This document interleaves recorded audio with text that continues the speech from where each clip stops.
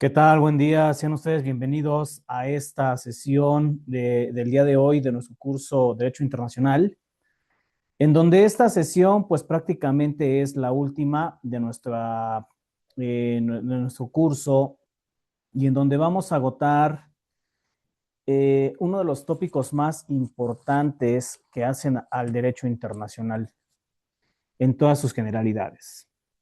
Es decir, el derecho internacional económico. Vamos a ver qué es el derecho internacional económico como concepto básico. Vamos a establecer las inversiones extranjeras, la inversión extranjera directa hasta cierto punto y sobre todo aquellas políticas gubernamentales que tiene el gobierno federal para establecer esa captación de ingresos del orden internacional.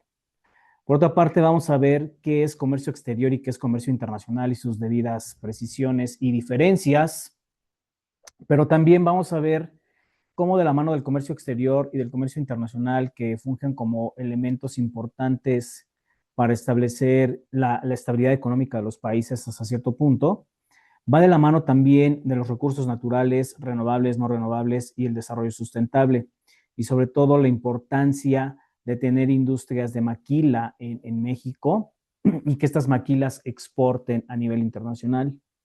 Y como último tópico del día de hoy vamos a establecer la Carta de Derechos y Deberes Económicos de los Estados, que es una convención en materia de tutelar esta parte del comercio exterior, las inversiones extranjeras, el comercio internacional. ¿De acuerdo?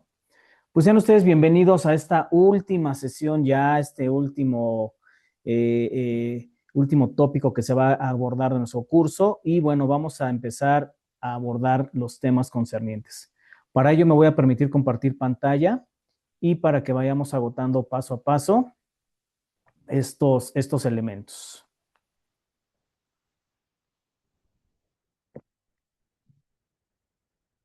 Bien, vamos a comenzar por hablar sobre lo que es el derecho internacional económico.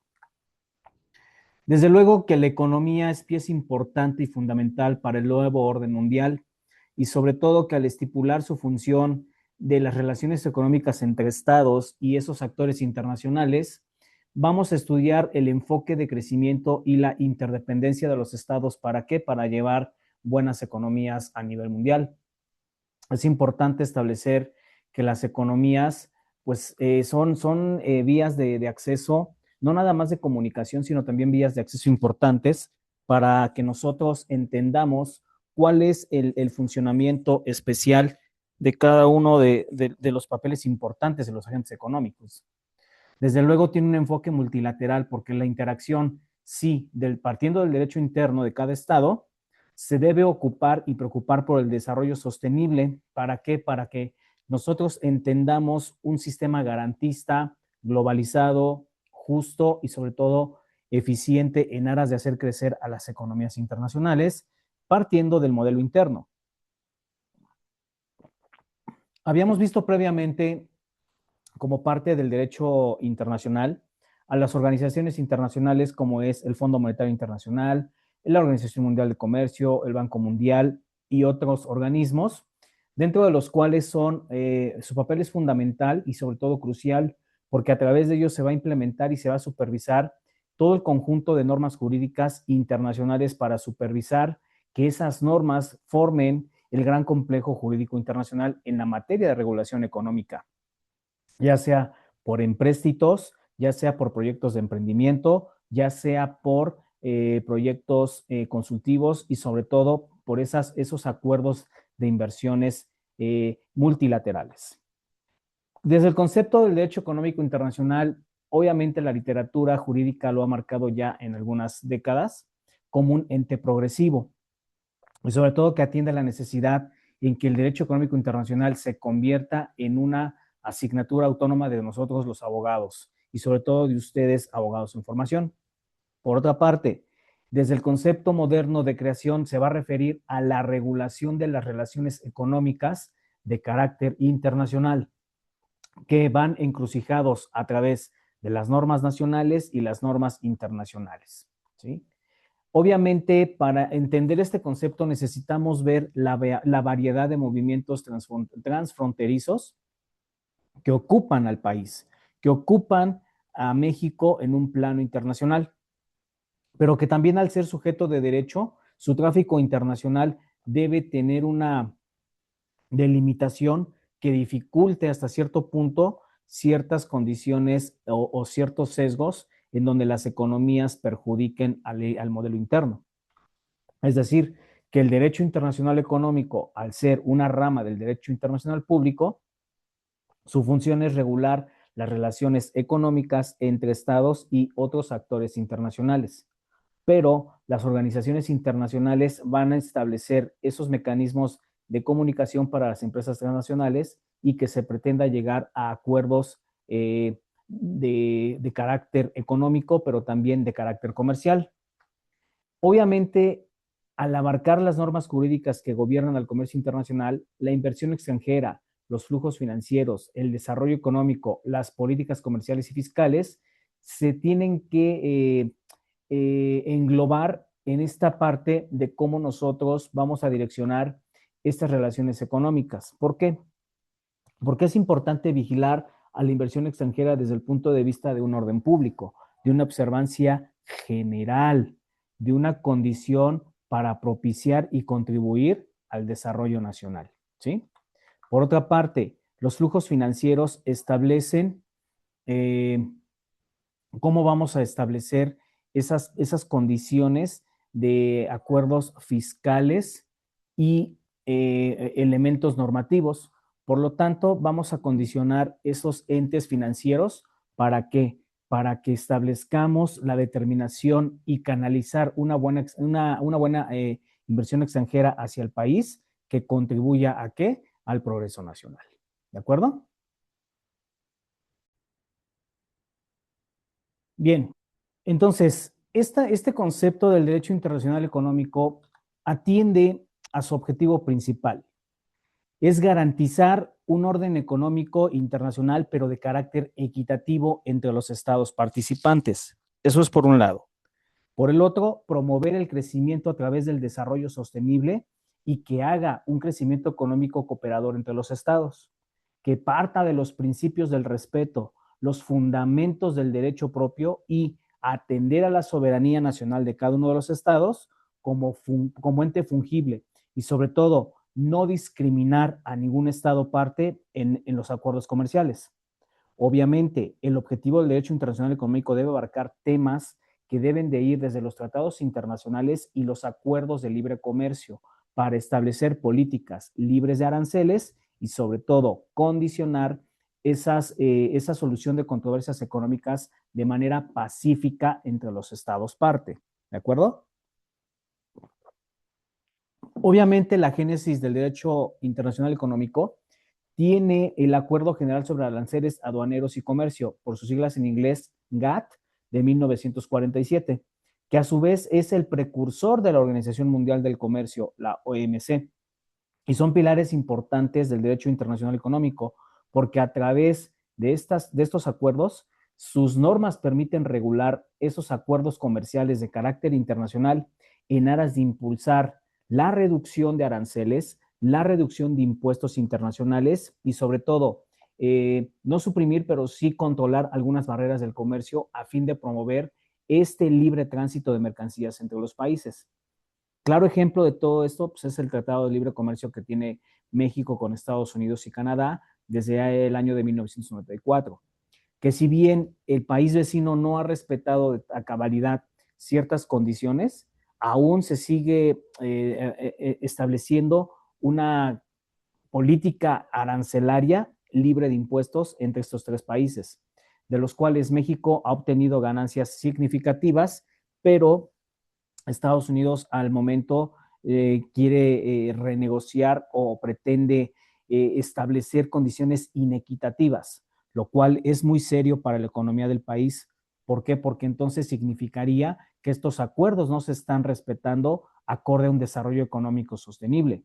No se está respetando la soberanía del Estado mexicano y sobre todo no se está encontrando una pacificación a esa controversia de manera adecuada. Por eso es que México tiene que establecer a través de la Cancillería acuerdos congruentes con lo que se está estableciendo como ley modelo y sobre todo como parte de un acuerdo internacional, ¿sí? Sus características del derecho internacional económico parten de que lo distinguen de otras ramas del derecho internacional. ¿Por qué? Porque su carácter es multilateral y global. Es decir, el derecho internacional económico va a través de la regulación económica en un contexto global, que su tarea importante es involucrar a los estados de algunas partes del mundo y algunas otras organizaciones de carácter internacional. Para ello, la cooperación internacional y multilateral se convierte en una característica sumamente esencial. ¿Por qué? Porque en este sentido necesitamos abordar nuevos desafíos a nivel global y sobre todo trascender fronteras a través del comercio, las inversiones y los flujos financieros. Obviamente, estas negociaciones parten de entes como las organizaciones internacionales a través de la Organización Mundial del Comercio, que se encarga también de la UNIDROIT y la UNCINTRAL, y sobre todo el Fondo Monetario Internacional, para establecer la condición de empréstitos. ¿De acuerdo? Obviamente, la OMC con 164 estados miembros es el organismo que va a regular las normas del comercio internacional entre los estados parte, asegurando el respeto a los acuerdos multilaterales que hacen al comercio exterior. Por otra parte, otra característica, mejor dicho, del derecho internacional económico es la regulación de actividades de actores no estatales, es decir, algunas entidades que se llaman empresas transnacionales y las organizaciones internacionales tienen este grado de especialidad relevante en el ámbito de inversiones y comercio. Por ejemplo, juegan un papel trascendental y fundamental sobre acuerdos sobre inversiones internacionales a través de los tratados bilaterales de inversión, protegiendo los capitales y los flujos financieros de empresas extranjeras frente a expropiaciones injustificadas y garantiza el trato justo y equitativo por estas cuestiones de inversiones extranjeras. Desde luego, la interacción con el derecho interno de los estados es una pieza súper importante. ¿Por qué? Porque en este sentido nosotros vamos partiendo de cómo de manera aislada el derecho económico internacional no opera en una condición a ciegas. Va a interactuar o debe de interactuar con normas y regulaciones internas de los estados, establecer políticas comerciales, establecer normas fiscales y esos regímenes de inversión que los países pueden verse afectados por las obligaciones derivadas a través de los tratados y acuerdos internacionales. Por ejemplo, nosotros, lo que estoy refiriendo, los acuerdos de libre comercio que México tiene con Estados Unidos y Canadá, partiendo del famoso ahora TECMEC, afectan legislaciones nacionales como la propiedad intelectual, la regulación del mercado laboral y los estándares ambientales. ¿Por qué? Porque nosotros tenemos que adherirnos también a la Organización Internacional o la Organización Mundial de la Propiedad Intelectual, la OMPI. En esta condición, toda la materia de propiedad intelectual se ve afectada porque si nosotros queremos invertir en el extranjero, esas patentes pueden terminar en una condición de inversión extranjera. Regular el mercado laboral, es decir, cómo está el intercambio de migrantes hacia estos países vecinos y hacia estos países, de cómo están contratando y sobre todo los requisitos para contratación, como es el idioma, como es cierta parte de la identidad cultural con el país. Y desde luego la afectación de los estándares ambientales, porque hoy día el desarrollo sostenible establece que todas las empresas y todos los estados deben respetar y velar por las condiciones climáticas, ¿de acuerdo? Que tanto nos aquejan hoy día. Otra característica es que el derecho internacional es flexible y adaptativo. ¿Por qué? Porque al ser una disciplina dinámica, establece los procesos de adaptabilidad constante ante el efecto globalización. Recordemos que la globalización hoy día es esta apertura de acceso a todos los productos y servicios de libre mercado o de libre comercio, en donde tenemos que adaptar y ser flexibles hoy día, por ejemplo, con las plataformas, ¿no? Las compras en el e-commerce, por ejemplo. Ajá.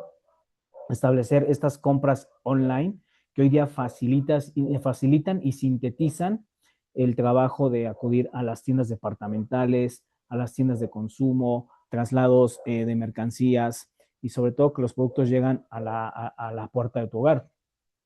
Obviamente los alcances de la globalización atienden a la cuestión tecnológica. Hoy día la tecnología es importante e imperante para poder establecer buenas relaciones internacionales en materia de comercio exterior y sobre todo de e-commerce. Ahora, las crisis económicas como las del 2008 y las del 2020 requieren que el proceso evolutivo del derecho internacional atienda a nuevos desafíos, esta nueva adaptabilidad de las TICs, esta nueva adaptabilidad del home office, que forman parte importante de los avances internacionales en materia de empleos. Ahora, la crisis financiera de 2008 alcanzó reformas impulsadas por el Fondo Monetario Internacional y las decisiones tomadas por el grupo del G20, transforman el marco regulatorio de las finanzas internacionales, en donde se van a adoptar normas más estrictas sobre regulaciones bancarias y estabilizar financieramente a los mercados globales. De la mano del derecho internacional como normas jurídicas, el desarrollo sostenible atiende a un concepto que debe ser el conector importante entre el derecho internacional económico y el derecho internacional del medio ambiente. ¿Por qué? Porque todo tiene que atender a un equilibrio económico, pero también debemos vigilar la protección ambiental.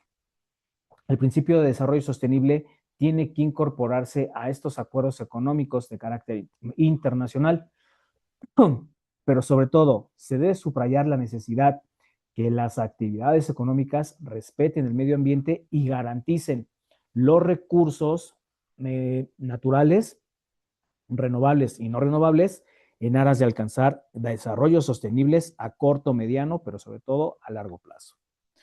Aquí tenemos los acuerdos de París sobre el cambio climático del año 2015, en donde este acuerdo destaca la importancia de establecer nuevas políticas económicas de carácter internacional en materia de reducción de emisión de gases y contaminantes, para que a través del efecto invernadero se mitigue el cambio climático.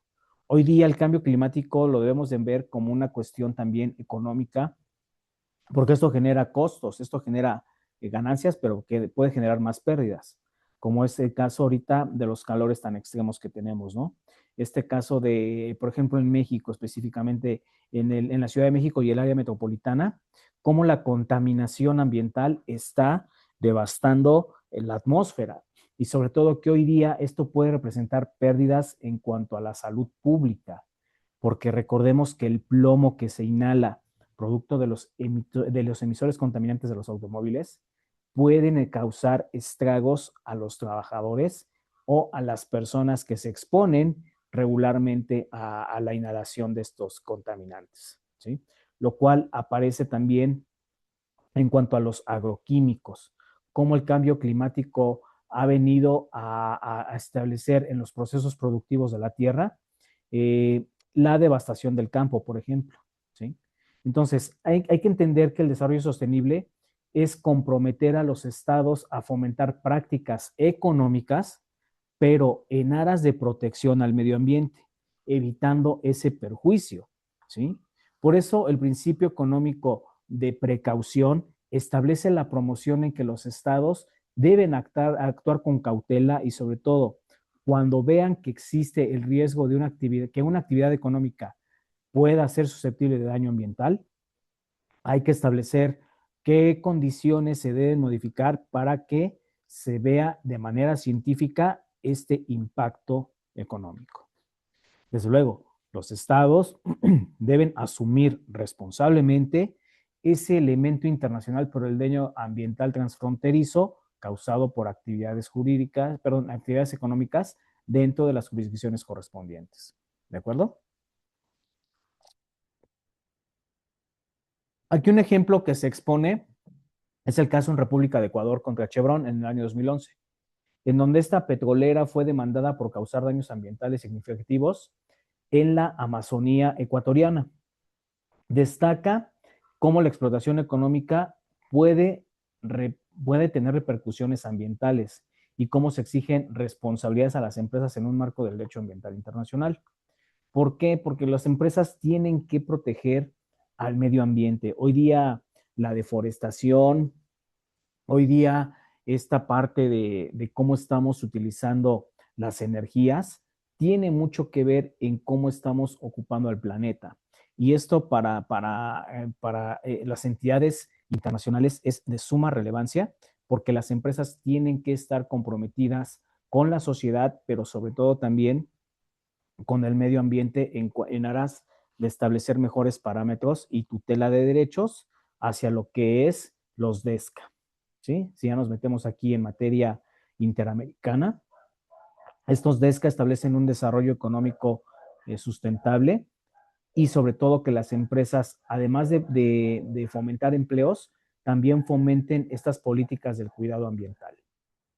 También el derecho económico internacional está vinculado con los derechos humanos y sobre todo en el elemento de la dignidad humana, porque sus políticas económicas van direccionadas a garantizar el respeto, la protección y la promoción de los derechos humanos a través de los acuerdos económicos y sobre todo que se van a fundar en principios fundamentales, ya sea que sus actividades económicas y comerciales tengan impacto directo en el disfrute, goce de los derechos humanos y sobre todo que el derecho al trabajo estipule las condiciones laborales justas, equitativas, salarios adecuados para obtener un nivel de vida decoroso y adecuado para los trabajadores.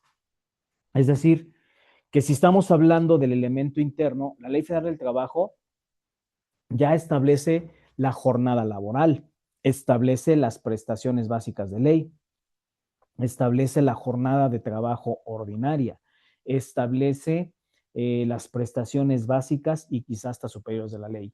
Pero en este sentido, el trabajo al ser un derecho humano también tiene que ser vigilado por el derecho internacional, porque aquí es donde cuando nosotros vamos a países extranjeros a laborar, perdón, también se tiene que establecer esa política protectora y tutela de derechos en materia laboral, ¿sí? Evitando desde luego la explotación de los trabajadores o bien conductas antijurídicas que pudieran atentar en contra de los derechos fundamentales de los trabajadores.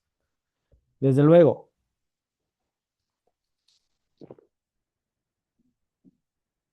los acuerdos internacionales no pueden ser excusa para violar derechos fundamentales. ¿Por qué? Porque comercio e inversión debe asegurarse de que las políticas económicas sean compatibles con, con las obligaciones internacionales en materia de derechos humanos. Aquí hay un caso que también se expone en las condiciones laborales de Bangladesh en el ramo de la industria textil y sobre todo que tras el colapso del edificio Rana Plaza en el año 2013, se puso la necesidad o se expone la necesidad de vincular el comercio internacional con estándares de derechos humanos y sobre todo que esto atendió a la presión internacional que adoptaron medidas para mejorar condiciones laborales y la implementación de medidas protectoras y seguras en las fábricas textiles, como es el EPP, protección civil, capacitación y adiestramiento. Esta rama o esta característica del derecho internacional, del derecho internacional económico, lo establecimos por ahí de las sesiones 3 y 4 con las organizaciones internacionales, en donde estas organizaciones juegan un papel importante y crucial para estructurar política económica global. Su tarea es promover la cooperación, la estabilidad y el desarrollo de una economía internacional, evitando prácticas antidumping, evitando prácticas monopolistas, evitando prácticas proteccionistas. Se tiene que establecer que las organizaciones deben influir en el campo del derecho internacional económico para estipular mejores condiciones y mayor captación de inversión extranjera. El Fondo Monetario Internacional, que es una organización creada en el año 1944 durante la conferencia de Bretton Woods, funge con el propósito principal de asegurar la estabilidad del sistema monetario internacional. Recuerden que el Fondo Monetario también tiene la capacidad de otorgar empréstitos a los estados cuando se desea mejorar la inversión extranjera directa. Obviamente, el Fondo Monetario tiene como objetivo promover, facilitar, fomentar y reducir. Promover la cooperación en materia global, política monetaria. Facilitar los estándares de comercialización entre las entidades internacionales. Asegurar la estabilidad financiera a través de la balanza de pagos comercial y, sobre todo, cómo se está instituyendo esta característica de las exportaciones e importaciones. Fomentar el crecimiento económico, porque esto dependerá mucho del Producto Interno Bruto de cada país. Y el principal factor, que es reducir la pobreza a través de políticas gubernamentales que permitan a esas familias de escasos recursos alcanzar un nivel decoroso de vivienda.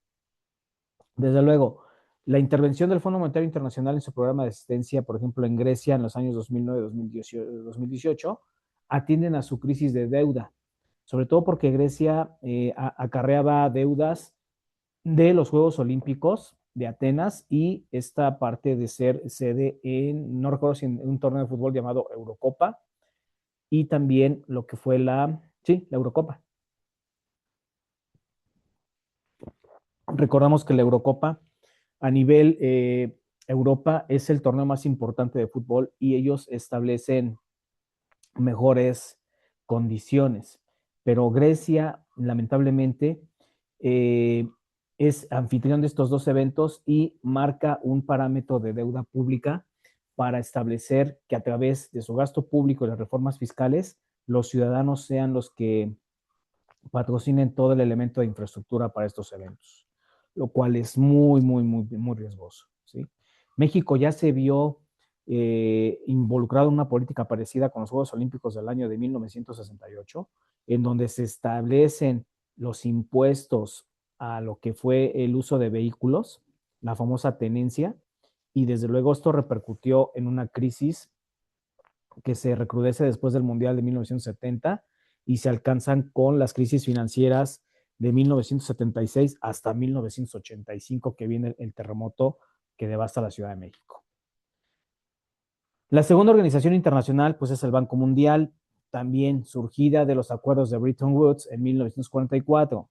Su principal función es reducir la pobreza mediante el financiamiento de proyectos de inversión en aras a desarrollar de manera asistencial, de manera técnica y política ese desarrollo sostenible y equitativo de Países Bajos con medianos ingresos, ¿sí?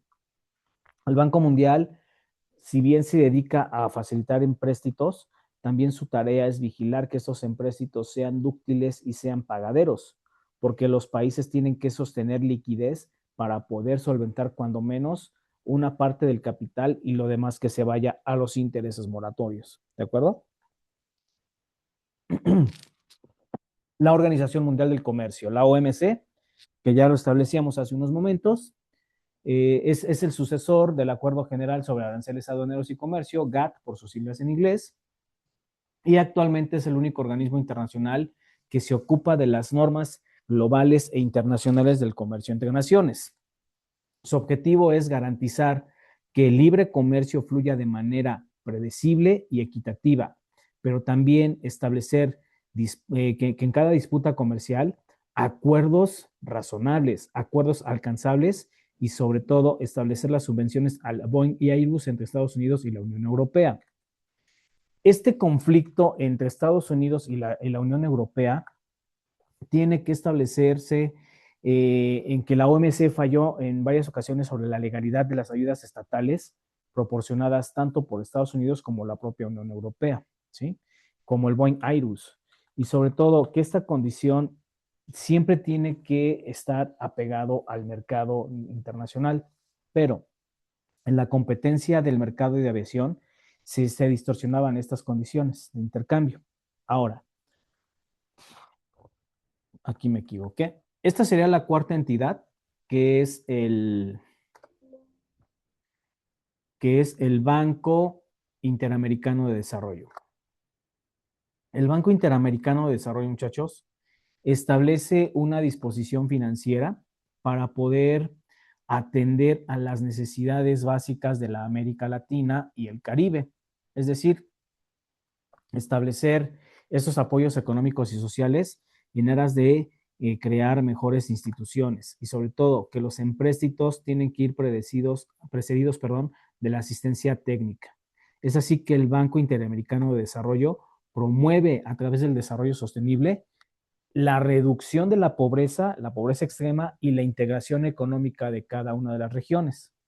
El banco por fin financia un plan de expansión de infraestructura energética, por ejemplo, en Uruguay, que permite una mayor diversificación de los matrices energéticos y sobre todo hacer frente a las crisis mediante fuentes renovables.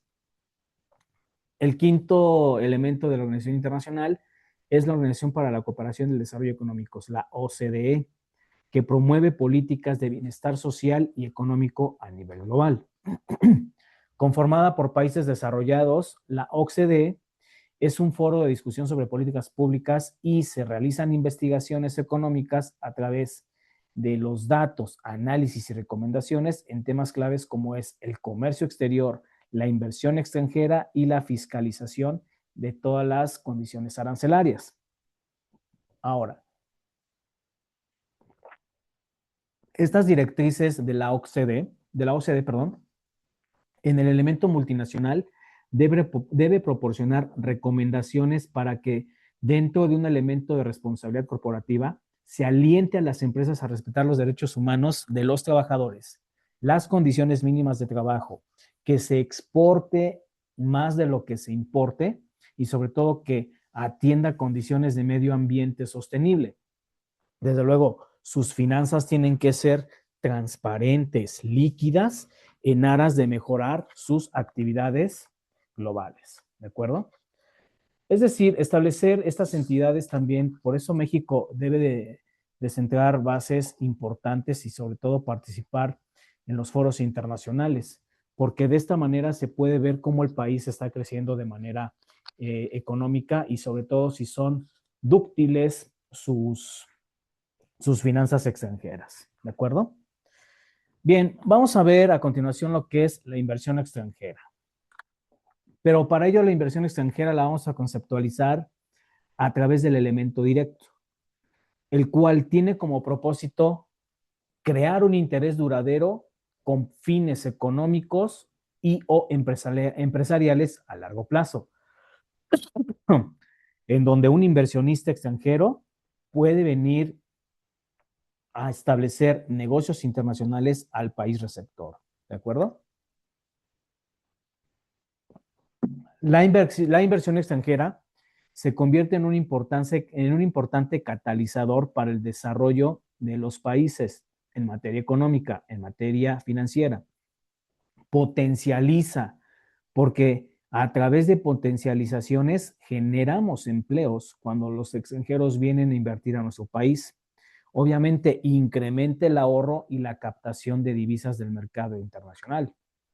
Su efecto estimulador siempre va enfocado a la competencia y sobre todo incentiva la transferencia de nuevas tecnologías para impulsar las exportaciones mayormente que las importaciones. Por eso tiene que tener una incidencia positiva en un ambiente productivo y competitivo para nuestro país, en este caso. Desde luego, hay un registro nacional de inversiones extranjeras. El RNIE es el área de gobierno federal en el que se inscriben las inversiones extranjeras en cuanto van a llegar a nuestro país. ¿De acuerdo? Es decir, nosotros establecemos dentro de la ley de inversión extranjera, en su capítulo primero, cuál es el objeto de la ley. Y el objeto de esta ley de inversiones extranjeras es que es de observancia general para toda la República, pero también permite canalizar las inversiones hacia el país y propiciar una mejor contribución en el desarrollo nacional. ¿De acuerdo? Otro de los elementos es que la ley tiene actividades reservadas. ¿Por qué? Porque estas son exclusivas del Estado y en funciones que determinen las áreas estratégicas de explotación, extracción del petróleo, procesamiento de hidrocarburos en términos de lo dispuesto del artículo 27 constitucional. Su párrafo séptimo establece esas directrices y se va a correlacionar con el artículo 28, párrafo cuarto de la ley reglamentaria.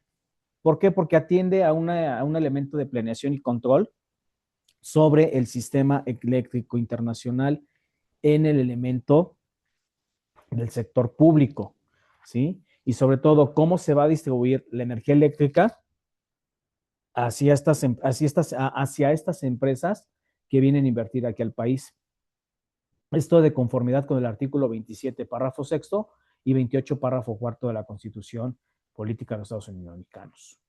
Generar también energía nuclear es positiva, minerales radioactivos, telégrafos, radiotelegrafía, que a pesar de que ya están un poco obsoletos, todavía son medios de comunicación que permiten establecer buenas líneas entre las empresas. Por otra parte, su función también con el artículo 25 y 26 constitucional es la emisión de billetes y la acuñación de moneda, es decir, tiene una relación muy estrecha con el Banco de México. Obviamente, las actividades económicas se tienen que dar a manera exclusiva a mexicanos y a sociedades mexicanas con cláusula de exclusión a extranjeros. Esto lo estipula el título sexto, el numeral sexto de esta ley. Obviamente, se tiene que atender a el transporte terrestre nacional de pasajeros, del turismo, la carga, el transporte de carga y sobre todo no se deben de incluir más bien, no se incluyen los servicios de mensajería y paquetería. Esto ya atiende más condiciones del e-commerce. Obviamente, la inversión extranjera no puede participar en actividades y sociedades mencionadas. ¿Por qué? Porque a través de ni en fideicomisos, ni en convenios o pactos sociales estatutarios, ya sea que esto viene de conformidad con el título quinto de la Ley de Inversión Extranjera, ¿sí? Es decir, establecer que los extranjeros, si bien vienen a invertir al país, tienen ciertas limitaciones, ¿sí? Aquí, por ejemplo, en el capítulo 2, artículo 11, nos habla sobre los fideicomisos sobre bienes inmuebles en zonas restringidas y sobre todo que se debe entender que todo permiso de la Secretaría de Relaciones Exteriores para las instituciones de crédito al participar como fiduciarias en los fideicomisos establecen que sí van a poder adquirir algunos bienes inmuebles sobre derechos, pero en áreas restringidas no se puede utilizar el aprovechamiento sin los fideicomisarios. Obviamente, las sociedades tienen una constitución y una modificación porque es la Secretaría de Economía quien va a autorizar el uso de las denominaciones o razones sociales que puedan pretender al constituir alguna sociedad. Por eso se debe insertar que en los estatus de las sociedades la cláusula de exclusión de extranjeros o convenios previstos en la fracción primera del artículo 27 constitucional deben estar en procedimientos aplicables para sociedades que constituyan una buena razón social.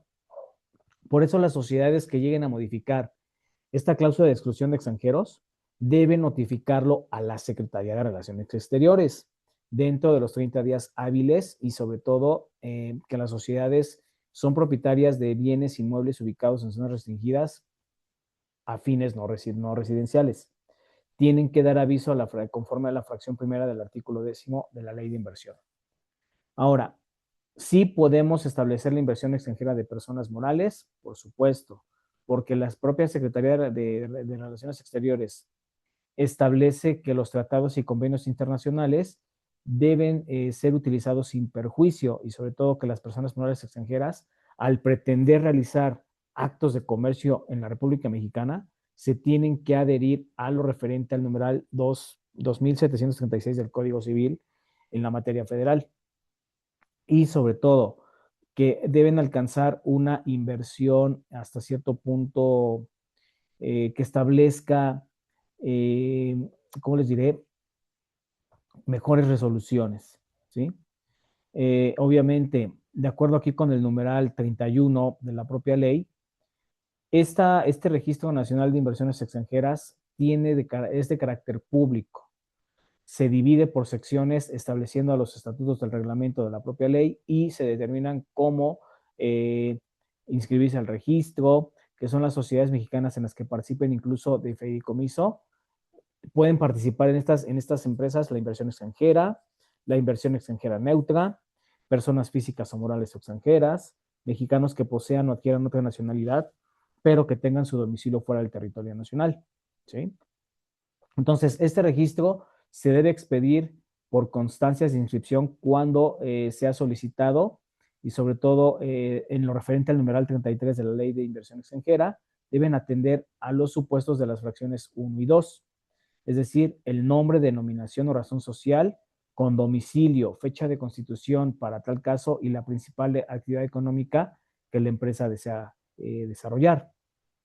Nombre y domicilio del representante legal. Nombre y domicilio de las personas autorizadas para oír y recibir notificaciones. En la fracción 2 establecen la denominación de las instituciones fiduciarias, el nombre de denominación social de la inversión extranjera o de los inversionistas extranjeros fideicomitentes, la fecha de constitución y fines para los cuales va a durar el fideicomiso. Desde luego, la descripción del valor destino y, en su caso, la ubicación del patrimonio fideicomitido. Entre otras disposiciones también, pues, la propia ley establece algunas sanciones, ¿no? Que cuando se trate de actos efectuados en contravención a las disposiciones de las leyes mexicanas, pues se pueden revocar las autorizaciones otorgadas. Que estas infracciones están de acuerdo a lo que es la ley y las disposiciones reglamentarias. En caso de que la inversión extranjera lleve a cabo actividades, adquisiciones o cualquier acto que requiera resolución favorable de la comisión en turno. Que en caso de personas morales extranjeras realicen habitualmente actos de comercio dentro del país, en donde se haya obtenido por medio de la Secretaría de Relaciones Exteriores una condición de ventaja competitiva, ¿no? Entonces, obviamente aquí establecer que la ley de inversión extranjera nos señala a los sujetos intervinientes en la inscripción del registro, debe de señalar los procedimientos para realizar los trámites correspondientes. Este registro agrupa la información, la va a recibir y la va a elaborar para estadísticas confiables y oportunas bajo estándares internacionales, porque es importante conocer los flujos de inversión extranjera en México, ¿sí? Para ello, esta parte del comercio internacional, vamos a ver que de la mano de la inversión extranjera, a lo largo de los siglos siempre se va a vincular como una actividad de carácter humana. ¿Por qué? Porque en este sentido nosotros vamos estableciendo esa necesidad de obtener satisfactores a través del intercambio de mercancías, productos y servicios. El comercio internacional, desde luego, como parte del derecho mercantil, es un derecho evolutivo que a través de la historia presenta condiciones representativas, integrales, que en su materia económica y comercial se convierten en materia fértil de estudio jurídico y sobre todo para establecer los ámbitos existentes en el comercio internacional, ¿sí?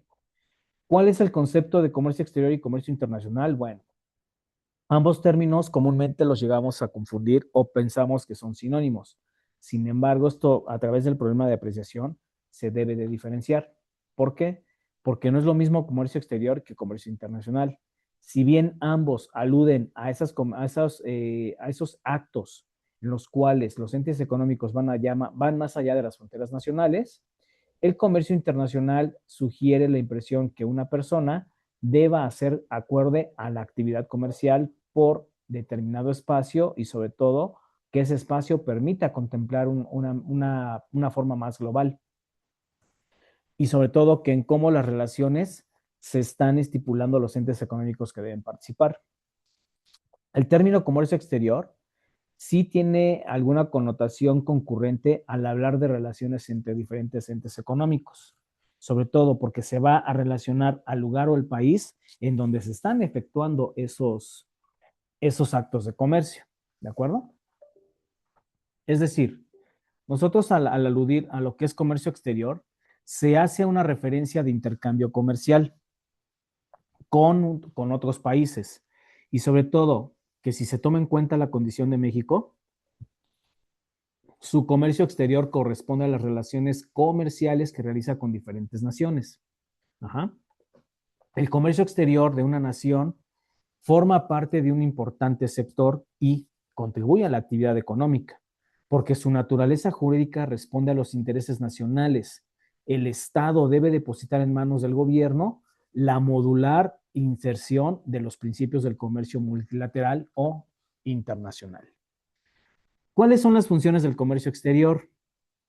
dar salida a las mercancías, productos que no se pueden vender internamente en el país.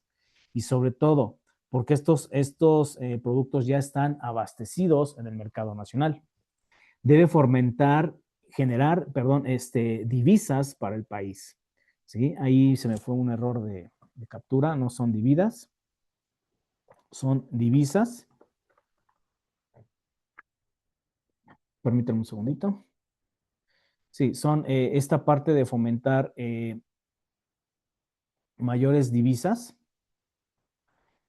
Obviamente, el comercio internacional o el comercio exterior permite la generación de empleos, permite que las empresas comiencen a contratar a personal mexicano en las empresas extranjeras, fomentar la inversión en nuevas plantas productivas, ¿para qué? Para adquirir productos y servicios, pero también para procesarlos, manufacturarlos, fortaleciendo y favoreciendo el desarrollo económico de un estado. En el caso particular de México, pues el comercio exterior fortalece estas fronteras transnacionales, ¿sí?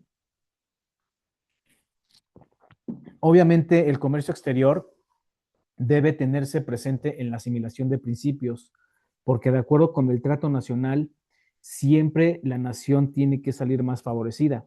Por eso los acuerdos del GATT o en su defecto la OMC, en países desarrollados como Estados Unidos, Canadá y Unión Europea, necesitan estos acuerdos para establecer buenas políticas arancelarias y sobre todo que contribuyan en la inclusión de países desarrollados o los menos adelantados. Esta es una forma de combatir la pobreza extrema a nivel internacional, ¿sí? Pero ¿cómo se define el comercio exterior? Bueno, se va a definir como una parte del sector externo de una economía internacional a través de la regulación de normas jurídicas de intercambios de mercancías, productos, servicios entre proveedores y consumidores residentes que participan dos o más mercados nacionales en países distintos. Considera los intercambios de capital. ¿Para qué? Para dar entrada a personas de negocios, es decir, extranjeros que desean invertir en los países. Transacciones físicas entre los propios residentes y el registro estadístico de cómo va creciendo la balanza comercial en los países implicados, ¿sí? Para que nosotros podamos determinar el Producto Interno Bruto de cada año. Ahora, el comercio internacional, a diferencia del comercio exterior, establece estas condiciones de cómo los movimientos comerciales y financieros generan operaciones que, de acuerdo a la naturaleza, van realizando las naciones como un fenómeno universal, comunitario y de carácter humano. Es decir, el comercio internacional va a ser definido como esas condiciones que realizan los estados y que componen una comunidad internacional a través de organismos oficiales y de los propios particulares. Pero el comercio internacional debe considerarse que tiene su génesis entre un estado y una comunidad económica, como por ejemplo aquí cito yo Argentina y el mercado común europeo. México, por ejemplo, tiene injerencia con la comunidad europea y sobre todo la emisión de divisas de euros, ¿sí? Entonces, el comercio internacional atiende a lo que es el efecto mundialización, globalización e internacionalización. Porque acuérdense y recordemos hoy día que la globalización es esa condición de cómo vamos a establecer el proceso de liberalismo económico. Pero de la mano con la mundialización, establece que los procesos históricos nacen en una manifestación de la relación de sujetos en un ámbito territorial, cultural, político, social, económico, comercial e incluso jurídico. Por ejemplo, la interrelación de los griegos y los romanos desarrollaron hasta nuestros días esta participación de sujetos activos. ¿Para qué? Para que a través de los traslados de mercancías, estas se internacionalicen y sobre todo que las empresas culminen con esos procesos históricos a través de la expansión de mercados, la creación de capitalismos, la creación de leyes económicas y sobre todo el posicionamiento de las nuevas tecnologías. ¿De acuerdo? Obviamente, en el proceso de mundialización, sus agentes activos son las empresas multinacionales y se van a caracterizar como una libre movilidad del capital y la fuerza de trabajo. Establecíamos que la globalización es un proceso que se va a nutrir del liberalismo económico, pero que de acuerdo con el carácter democrático estadounidense y la tecnología cibernética, se conjugan en categorías sobre espacios y tiempos al servicio de un mercado a nivel planetario y que propicia este efecto global el libre flujo de mercancías, la adquisición de servicios, el fortalecimiento de los capitales y el crecimiento de las empresas. ¿Por qué? Porque todos vamos a salir beneficiados. Es decir, hoy día los llamados intereses nacionales tienen que atender a una economía de interrelación y sobre todo que los mercados deben establecer ganancias por la venta de sus productos y servicios en el establecimiento de reducir costos y proteger mercados globales, ¿sí? Desde el plano jurídico, bueno, la globalización atiende un fenómeno homogénico y sobre todo que las economías van encaminadas a borrar fronteras en el mundo para formar una unidad integral y sobre todo una comunidad mundial que facilite el desarrollo del e-commerce, las comunicaciones y las tecnologías de la información. Desde el plano jurídico debemos armonizar a los sistemas jurídicos y sobre todo representar que el derecho anglosajón, como el romano, el canónico, requieren de la armonización de los sistemas mundiales, por lo cual la globalización atiende a una economía mundial que persista en un progreso tecnológico, un proceso vigoroso, vertiginoso y sobre todo más apreciado en cuanto al papel. Por eso la globalización como características principales es una economía representada por la interdependencia de las economías nacionales, la inversión de las industrias y las empresas a través de los bloques regionales, incrementa los flujos de comercio internacional y sobre todo va a dar una relación más estrecha entre países, industrias y empresas, haciendo un mercado global más equitativo. Por otra parte, permite la movilidad de capitales e inversión extranjera directa a través de qué? De las telecomunicaciones y la integración de mercados nacionales. ¿Sí?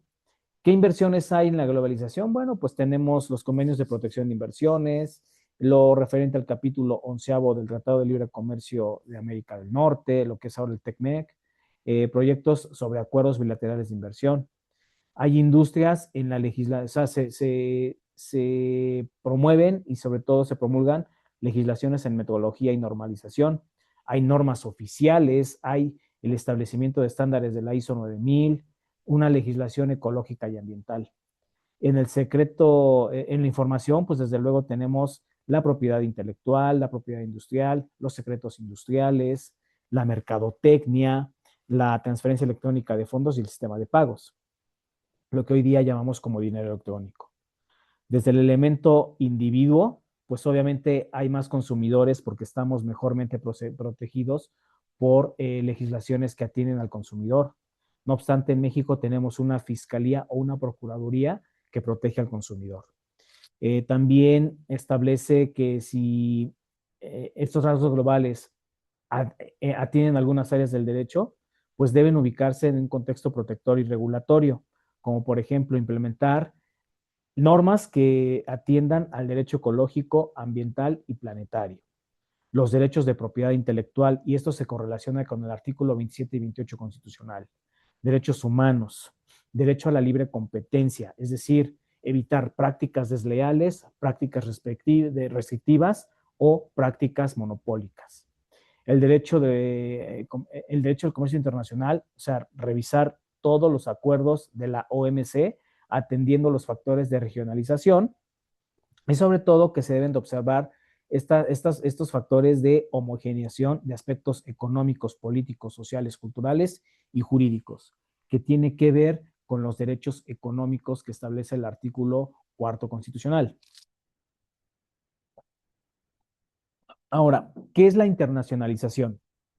La internacionalización establece una acción de causa y efecto. ¿Para qué? Para someter a varias naciones o varios organismos a que la autoridad de un Estado coordine esos tratados internacionales de materia comercial.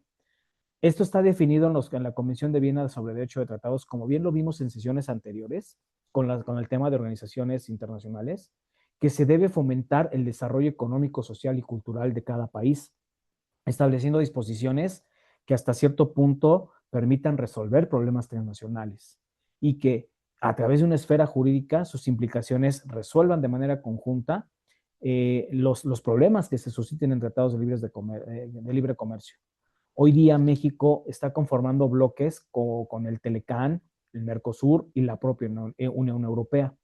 Y sobre todo que estos acuerdos van desarrollados a través del libre comercio, por ejemplo, con México e Israel, en donde estos tratados pueden atender una soberanía económica y sobre todo deben establecer un mejor nacionalismo, regular y establecer disposiciones conjuntas que permitan resolver posicionamientos de desarrollo comercial. Entonces, es importante señalar que la internacionalización de los estados influye de manera directa en la globalización y sobre todo que al ser promovido por las empresas, se benefician las disposiciones establecidas en los tratados en los tratados de libre comercio. La balanza de pagos es ese documento en donde se registran las transacciones económicas internacionales entre los residentes de un país con el efecto del resto del mundo. Generalmente los periodos son de un año y ahí se va a comprender los flujos sobre mercancías y servicios a través de los flujos financieros. Y sobre todo van a influir en las variaciones de los estados activos y pasivos de la relación jurídica que tiene con los medios internacionales. El Fondo Monetario Internacional define la contabilidad sistemática, es decir, una contabilidad gubernamental de carácter internacional a la balanza de pagos, como ese elemento sistemático transaccional y económico que tienen los países durante un periodo de un año, en donde su balanza corriente y su balanza de cuenta capital establece los servicios, los acuerdos, los agentes comerciales, las rentas de inversiones, es el conjunto de movimientos de capitales y algunas condiciones de metales para poder establecer ya sea estas condiciones de ingresos procedentes de las importaciones o las exportaciones, muchachos. ¿Sí? Hay que establecer que para una buena balanza de pagos comercial, nosotros necesitamos revisar cómo estuvieron las importaciones respecto de las exportaciones. Porque si tenemos más exportaciones que importaciones, vamos a tener un superávit, es decir, una ganancia, ¿sí? En cambio, si sucede lo contrario, que haya más exportaciones que importaciones, pues muy a nuestro pesar, vamos a presentar como país un déficit financiero. Y eso es muy grave para el país. Entonces, una balanza comercial positiva es superavitaria o activa cuando el monto de las exportaciones supera el de las importaciones, entendiéndose que el flujo ha sido financiado adecuadamente a través de los recursos internos. Cuando la balanza comercial es negativa, es decir, se convierte en un elemento deficitario o pasivo, entonces significa que las importaciones superaron a las exportaciones. ¿Quién se encarga de medir estas condiciones? Pues desde luego el INEGI y sobre todo la Administración General de Hacienda, la glosa pública o la contabilidad gubernamental. Desde luego, el comercio internacional tiene que ser competitivo porque favorece la variedad de modelos de organización empresarial, permite a nivel microeconómico una mayor organización que sea eficiente y eficaz de los factores productivos que establecen las empresas. La competitividad tiene que atender a la producción de bienes y servicios derivado del manejo del desarrollo tecnológico, de la innovación, la capacidad de adaptarse a la teoría de la oferta y la demanda y sobre todo establecer las normas culturales sobre intereses financieros. ¿De acuerdo? Entonces, desde un proceso de adaptación, competitividad también establece reformar hábitos de consumo cultural y sobre todo establecer esfuerzos como lo es la calidad, la investigación industrial, el posicionamiento tecnológico, la propiedad industrial, la propiedad intelectual. ¿De acuerdo?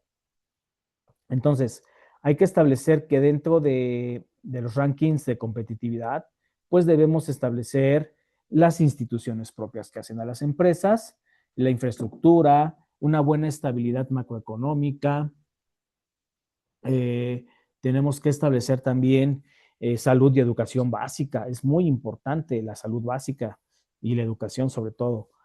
Empezar a fomentar desde la educación medio superior la capacitación de calidad para el trabajo, la eficiencia del mercado de bienes y servicios, establecer un buen sistema financiero mexicano, disponibilidad de recursos tecnológicos, la profesionalización de los negocios y principalmente la innovación.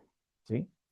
Entonces, hay que entender también que dentro del comercio internacional o del comercio exterior, las prácticas proteccionistas y liberalistas se definen como ese manejo de instrumentos al alcance del Estado para mantener, alterar o modificar de manera sustantiva las relaciones comerciales con respecto de los países del mundo.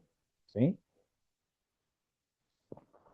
¿Qué comprende el proteccionismo y el liberalismo económico a su vez? Bueno, establecer una buena política arancelaria que como política y mecanismo protector se paguen o se capten recursos por debajo del erario nacional y sobre todo que la forma de los impuestos sean indirectos para gravar al comercio exterior.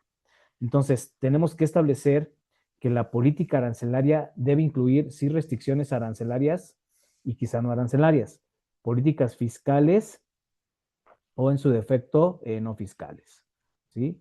Es necesario, desde luego, que atender a la política pública, cada uno de nosotros debemos establecer estas medidas de inversión directa, participativa de ejecución. ¿Por qué? Porque el Estado dirige la parte económica a través de la política monetaria y fiscal, es decir, la rectoría económica del Estado.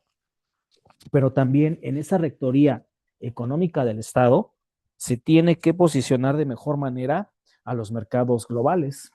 ¿Para qué? Para que México tenga un mejor sector alimentario, un mejor sector del trabajo y un mejor sector educativo. Que en aras de que las empresas privadas incorporen a sus procesos productivos petróleo, energía, telecomunicaciones, ¿sí? Y sobre todo, la competencia tiene que sustituir sistemáticamente al monopolio. ¿Por qué? Porque una buena forma de producir una competitividad y atendiendo las prácticas antiproteccionistas y liberalistas es establecer esta condición de distribuir adecuadamente los procesos productivos. Por eso el Estado mexicano tiene que extender a la industria nacional o doméstica este proteccionismo, sobre todo con la nacionalización petrolera, debe surgir la prohibición de flujos de capital externo.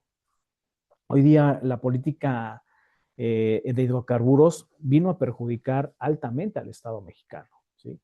Entonces, en esta condición también nosotros debemos entender que el derecho internacional de carácter comercial tiene que establecer bienes o mercancías, que las materias primas sean alcanzables, estratégicas, ¿sí?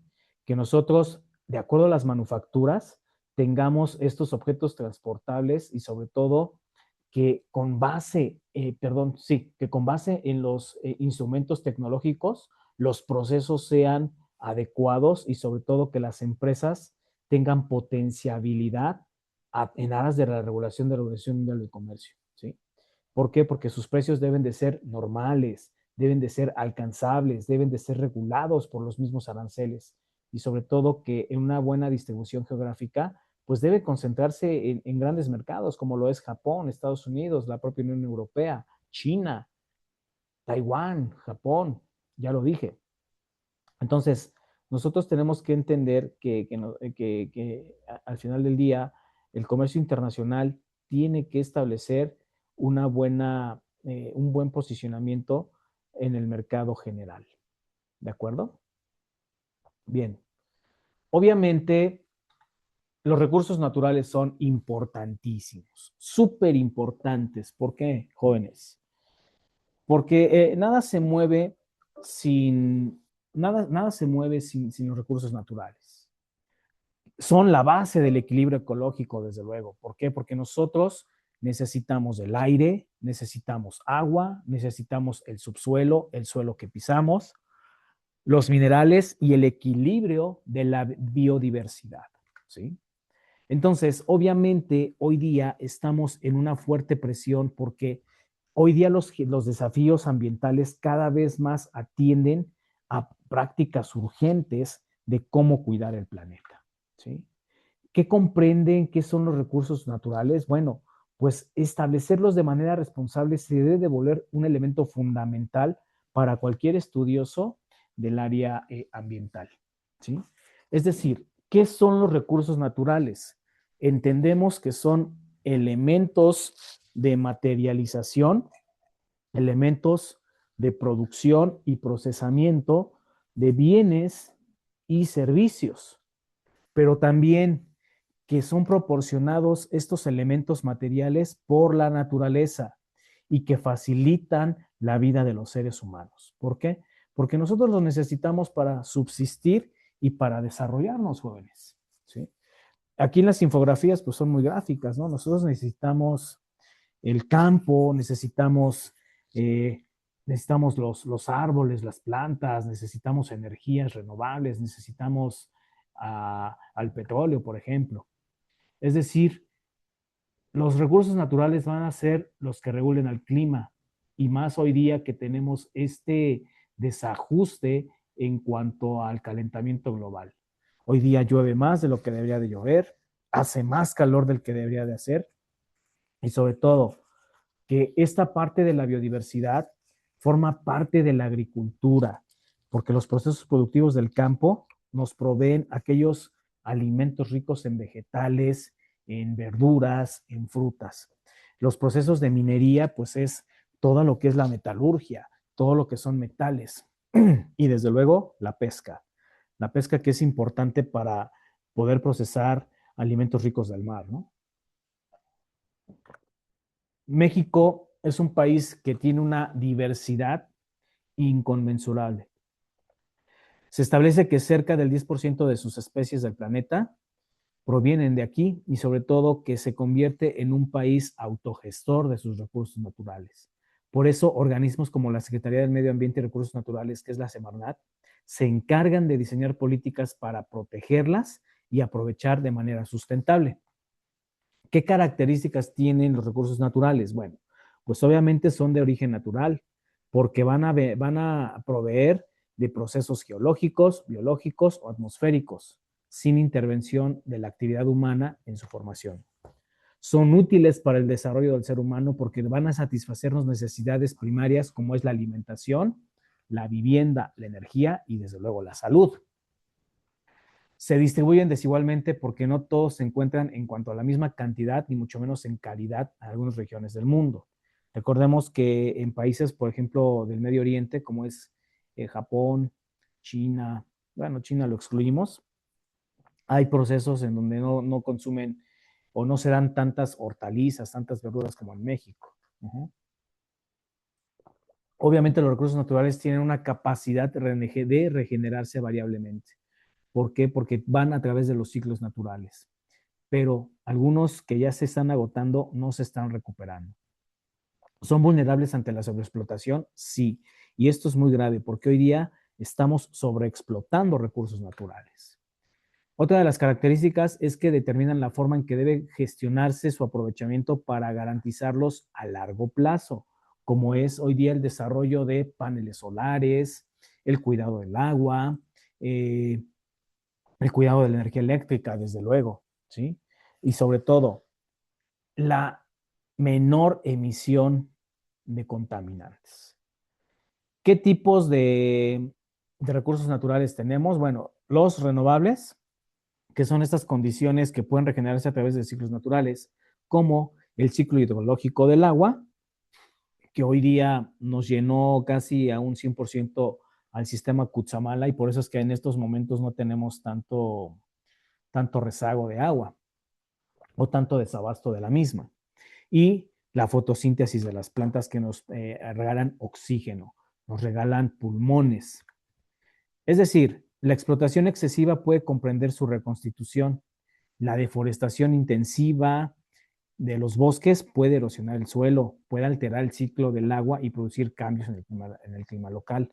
Por eso a veces inexplicablemente nos preguntamos, ¿no? ¿Por qué hoy día hace más calor? ¿Por qué llueve en épocas donde no tiene que llover?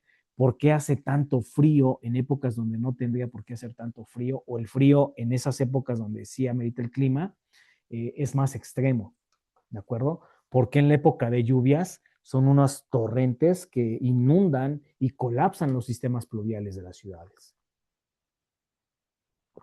Pues esto tiene que ver mucho con la sobreexplotación. ¿Por qué? Porque al no tener un uso responsable se convierte en algo excesivo e insostenible. Y sobre todo que la capacidad de sobreexplotación es de manera descontrolada, una pesca intensiva, una pesca que no se controla, obviamente va a dañar al ecosistema del mar. Recordemos que en la práctica de la pesca del atún se estaban llevando a cabo también prácticas de dañar a los delfines, por ejemplo, y eso desequilibra a lo que es el ecosistema del mar. Obviamente, los recursos renovables pueden regenerarse a través de sus propios ciclos naturales, como es el ciclo hidrológico, como ya lo referí, y sobre todo los no renovables van a tender a que no se regeneran a corto plazo. O sea, no es que no se puedan regenerar, pero van a tardar más tiempo, como es el combustible derivado del petróleo, el gas natural y el carbón. Ciertos minerales que una vez agotados difícilmente pueden reemplazarse. Por eso clasificar esta parte de las energías no renovables es vital para que nosotros podamos conservar un equilibrio ecológico, ¿sí? ¿Qué consecuencias ambientales produce? Pues desde luego la pérdida de la biodiversidad, cambio climático, hoy día ecosistemas que impactan más a los países. Obviamente los mantos acuíferos, según datos de la Conagua, existen más de los 653 mantos que existen en el país, 100 se encuentran en una condición de sobreexplotación. Aquí, en regiones como el Valle de México, el Bajío y el norte del país, tienen déficit hídrica, es decir, tienen déficit de agua potable. Por lo tanto, escasea el agua. Por lo tanto, es más difícil acceder a los sistemas de captación. ¿Cómo hacer una buena gestión sostenible de recursos? Pues desde luego tenemos que adoptar medidas no nada más en el modelo interno, sino en el modelo externo para plantear tecnologías innovadoras, para que nosotros produzcamos energías renovables, establecer el cuidado de políticas, establecer políticas públicas adecuadas al uso responsable del agua, al uso responsable de la luz, a la forestación, más que la deforestación, a la reforestación, ¿sí? A proteger el medio ambiente, desde que no tires tu basura en la calle, eso también contribuye. Bien, muchachos, pues vámonos al último tema de esta noche y de nuestro curso. Bueno, pero antes de llegar aquí, vamos a establecer a la manufactura en México. Obviamente la industria maquiladora se convierte en un ente de exportación que nace a mediados de los 60 y sobre todo como una respuesta económica al encarecimiento de la mano de obra que tuvo lugar en Japón, Estados Unidos y otros países altamente industrializados, ¿verdad? Se establece una política de fomento a la industria maquiladora por ahí del año de 1965, en donde el programa incluye empresas maquiladoras que se responsabilizan de crear fuentes de empleos para fortalecer la balanza comercial del país. Sin embargo, hay que establecer que el incremento de la competitividad es propicio para impulsar un buen desarrollo tecnológico. Obviamente el programa se formaliza y se constituye en un primer parque industrial en la ciudad de Juárez, ahí en Chihuahua, en donde una empresa maquiladora se dedica a la manufactura de televisores. Obviamente, con las patentes de González Camarena, con esta condición, se apertura más esta parte de exportar televisiones a color principalmente. Para ello, establecer la importancia de las industrias maquiladoras fortalecen las exportaciones de México y son uno de los motores más dinámicos en la economía internacional, porque fortalecen los elementos de competitividad de las empresas, generan sinergias con, por ejemplo, países del TECMEC, como es Estados Unidos y Canadá. La importancia de la CINMEX en México también tiene como objetivo impulsar la equidad de género, promover la igualdad de derechos, estipular responsabilidades y oportunidades de mujeres y hombres en una educación dual, obteniendo conocimiento y sobre todo desarrollándolo. La industria maquiladora es pionera en programas de industrialización, por ejemplo, en México. ¿Por qué? Porque se da una posición muy atractiva en cuanto a la inversión privada, derivada actualmente de lo que ahora conocemos como nearshoring. Y establecer esas ventajas de comercio internacional establece poco más de 1 millón de empleos anuales. O sea que es importante la empresa manufacturera en México. Ahora, vámonos ahora sí al último tema, la Carta de Derechos y Deberes Económicos de los Estados. Bueno, ¿qué es? Es un documento firmado en 1974 por la ONU, en donde impulsa a México por establecer un nuevo orden económico internacional y justo, que proclama a través de los elementos de la soberanía nacional los recursos a elegir, sobre todo en forma sistemática, universal y equitativa, estas condiciones de cómo empezar a invertir o cómo buscar acuerdos comerciales más equitativos entre las naciones. Obviamente establece una soberanía permanente porque cada estado tiene esa singularidad inalienable de elegir su sistema económico, ya sea capitalista, socialista o mixto. ¿De acuerdo? Establece también esta forma de regular su riqueza en atención a la soberanía nacional y a sus propios recursos naturales. Establece una cooperación internacional para el desarrollo de las naciones. Establece una promoción de establecer un nuevo orden económico internacional basado en equidad e igualdad soberana, pero también con interdependencia e interés común en un efecto cooperador de los estados. Contribuye a crear condiciones favorables para el logro de una prosperidad más amplia en todos los países y con un nivel de vida más decoroso con la participación de todos los pueblos. Promover que toda comunidad internacional sea adherida al progreso económico y social y especialmente en los países, que esto se capte en los países de subdesarrollo y desarrollo.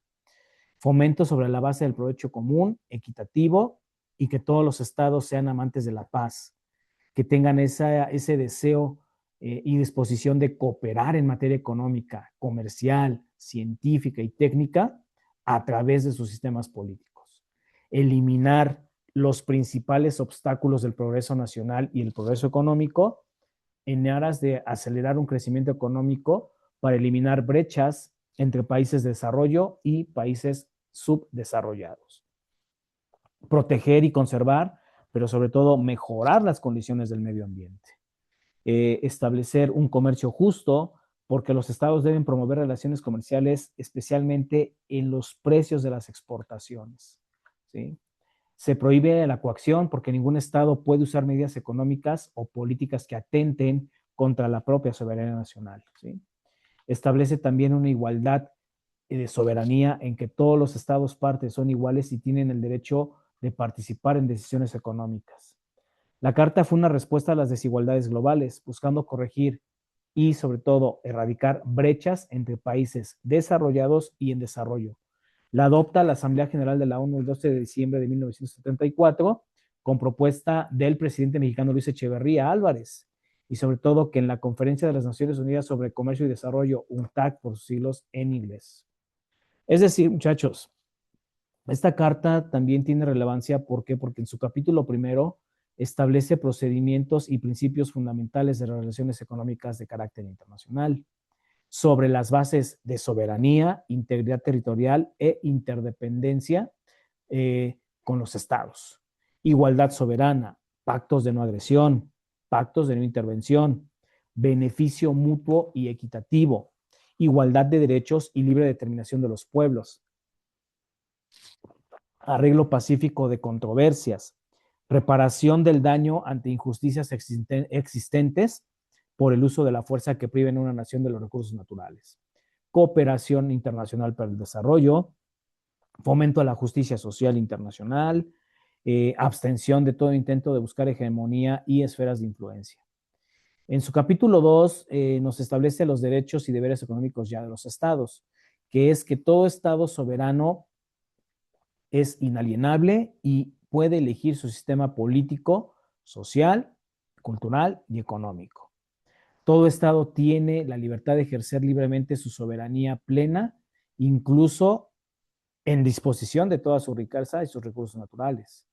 El Estado tiene derecho a reglamentar y ejercer su autoridad sobre inversiones extranjeras con apego a su jurisdicción nacional. Es por ello que nosotros tenemos una ley de inversión extranjera en México. ¿Sí? El artículo 4 establece que todo Estado tiene derecho a practicar el comercio internacional y cualquier forma de cooperación económica en aras de que sean compatibles, bilaterales, multilaterales y que atiendan a las necesidades de cooperación económica internacional. Que todos los estados tienen el derecho de asociación con organizaciones de productores de materias primas a fin de desarrollar sus economías nacionales y un desarrollo financiero estable. Que los estados deben contribuir al desarrollo económico del comercio internacional de mercancías con apego a los procesos productivos, los productos básicos, según correspondan. Todos los estados tienen responsabilidad primordial de promover el desarrollo económico. Entre otras condiciones, obviamente esta carta establece las responsabilidades comunes también para la comunidad internacional, ¿no? Establece los fondos marinos, océanos y subsuelo fuera de la jurisdicción nacional, es decir, el derecho de mares. Protege y preserva el mejoramiento del medio ambiente para las generaciones futuras, presentes y sobre todo que todos los estados parte deben asumir esa responsabilidad de velar que sus actividades dentro de su jurisdicción causen control y proliferen las normas y reglamentaciones del medio ambiente. Obviamente, en las disposiciones finales de esta carta, ningún Estado puede emplear medidas económicas o políticas de otra índole para fomentar el objeto de la coacción, como lo sucedido con los embargos. Muy, muy tristemente, los embargos que tienen Venezuela, Cuba, otros países de carácter dictatorial, ¿no? Que por eso no les crean este fomento y desarrollo hacia el comercio internacional. No es que las dictaduras maten de hambre a los pueblos, sino que son los embargos económicos quienes restringen esos derechos de comercio. ¿De acuerdo? Obviamente se incluyen bases estatutarias de acuerdo a la Carta Magna y sobre todo a la Carta, se recomiendan medidas apropiadas para que se cuente con un proceso evolutivo de los factores económicos, sociales y jurídicos en aras de alcanzar un equilibrio mundial en el derecho comercial internacional.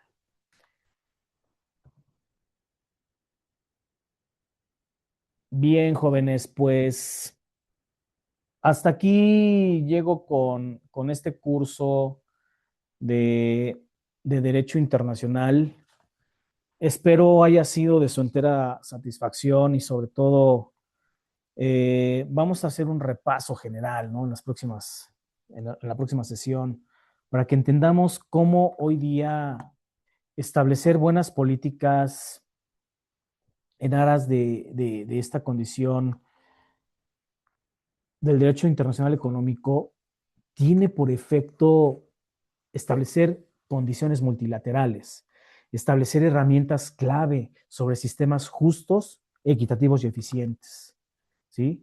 Hoy día las organizaciones internacionales son importantísimas para el desarrollo y el elemento cooperador de los estados. ¿Por qué? Porque van a impulsar las economías, van a reducir las barreras arancelarias y sobre todo van a promover un libre comercio en apego a este carácter multilateral. Perdón. Que nosotros entendamos que los flujos financieros deben corresponder hacia las necesidades de respeto y sobre todo que las transacciones sean acorde a una buena inversión, porque un país que sabe invertir en materia internacional es un país que va a crecer equitativa y sobre todo progresivamente.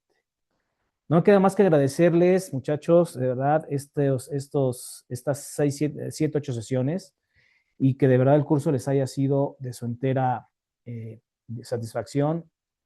Y bueno, me despido de ustedes, no sin antes decirles que me regalen un comentario en el canal, regalen un like. Estos contenidos son para ustedes y con aras de ver cómo van retroalimentando estas sesiones. Pásenla bien, me despido de ustedes, que tengan un excelente día, tarde, noche, según el horario donde nos veamos. Hasta pronto.